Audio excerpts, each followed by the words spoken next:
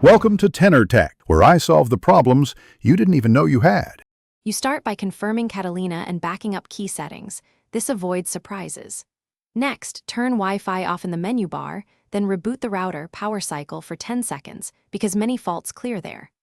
Once done, open System Preferences Network, select Wi-Fi, click Advanced, and remove the failing SSID from the preferred list.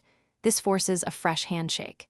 Make sure to disable any active VPN or third-party firewall temporarily, since they often block DHCP or authentication. Now you focus on the DHCP configuration and interface state.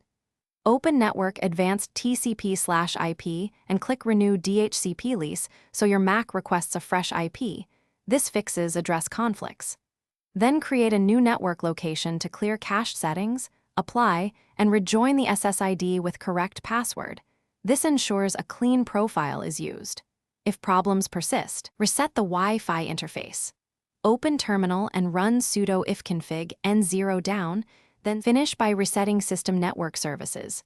In Finder, go to /library/preferences/system configuration and move these files to trash. COM, Apple, Airport, Preferences, PLIST network interfaces, PLIST and Preferences, PLIST, then restart the Mac so Catalina rebuilds them.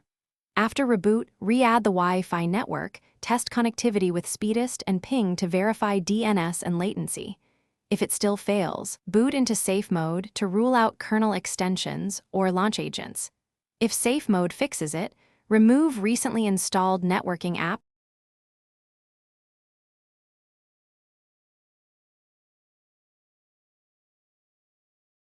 Thanks for watching. Subscribe to keep your life in tune.